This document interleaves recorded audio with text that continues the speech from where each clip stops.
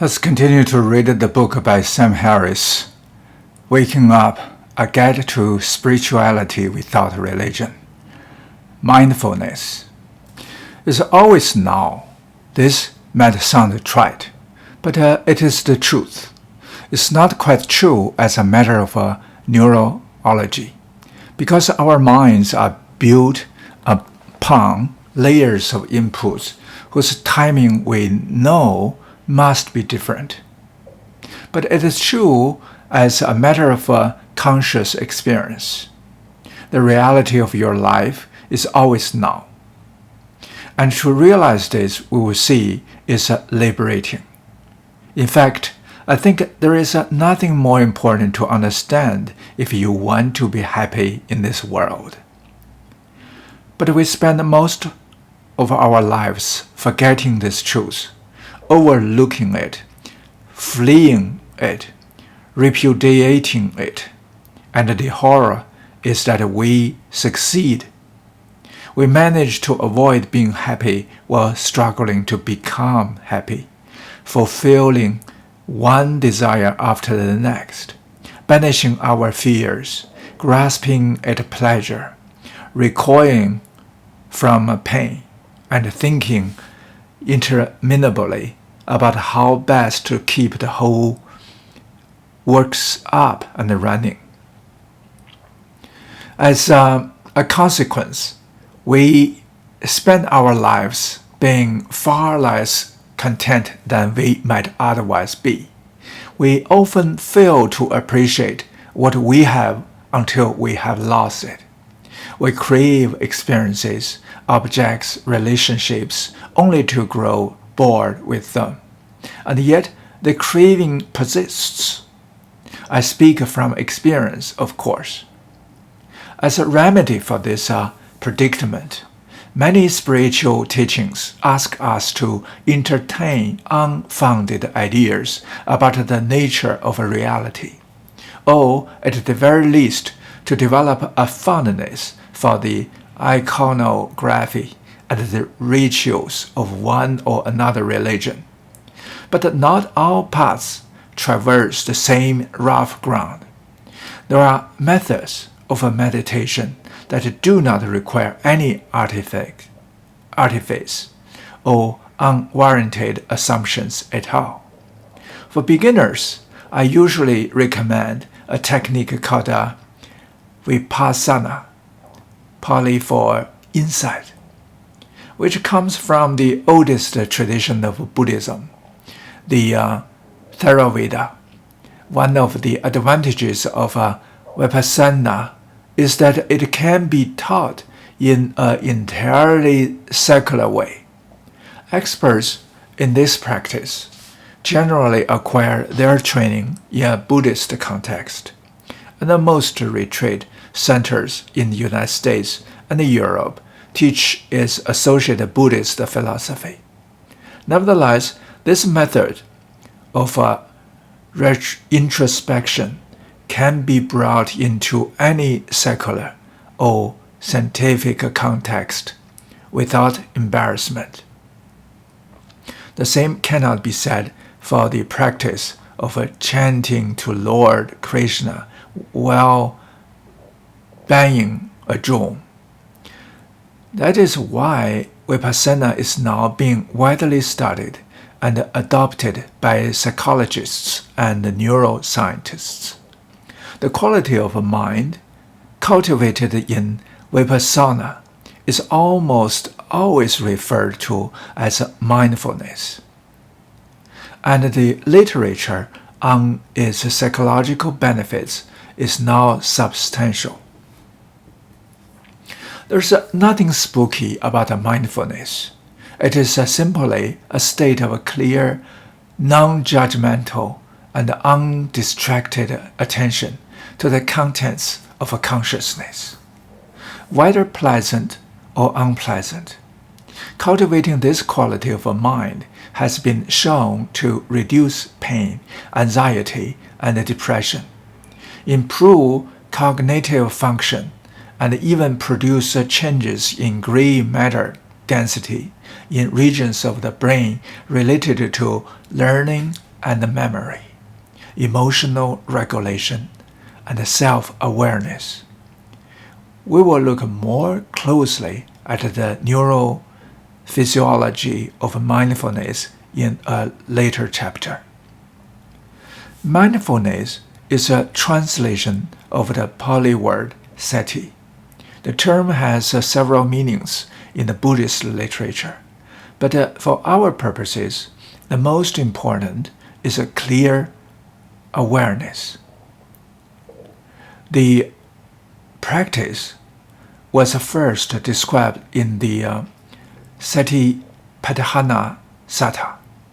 In Chinese, it is called 觉察, which is part of the Pali Canon. Like many Buddhist texts, the Satipatthana Sutta is highly repetitive and for anything but an avid student of Buddhism, exceptionally boring to read. However, when one compares texts of this kind with the Bible or the Quran, the difference is unmistakable. The Satipatthana Sutta is not a collection of ancient myths, superstitions, and taboos. It is a rigorously empirical guide to freeing the mind from suffering. The Buddha described the four foundations of mindfulness, which he taught us, the direct path for the purification of beings, for the surmounting of sorrow and lamentation, for the disappearance of pain and grief, for the attainment of the true way, for the realization of Nibbana, Sanskrit Nirvana. The four foundations of mindfulness are the body, breathing, changes in posture, activities, feelings, the senses of pleasantness, unpleasantness, and neutrality.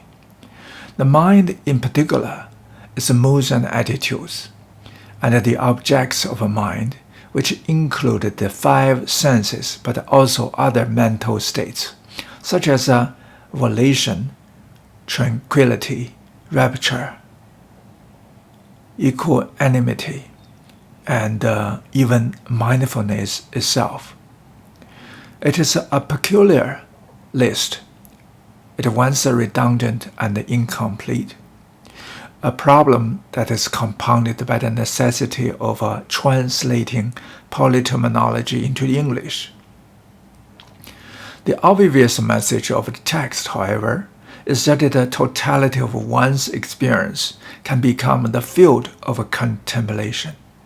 The meditator is merely instructed to pay attention, ardently and fully aware, and free from covetousness and grief for the world.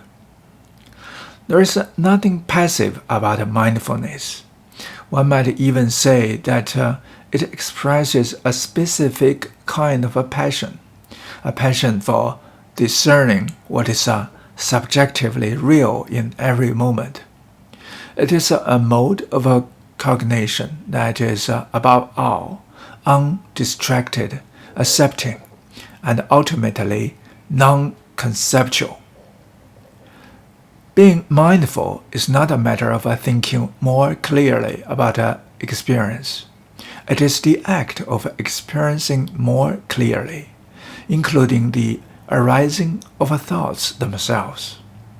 Mindfulness is a vivid awareness of whatever is appearing in one's mind or body, thoughts, sensations, moods, without grasping at the pleasant or recoiling from the unpleasant.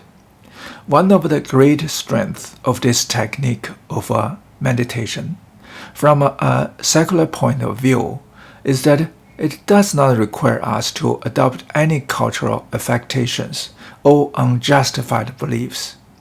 It simply demands that we pay close attention to the flow of experience in each moment.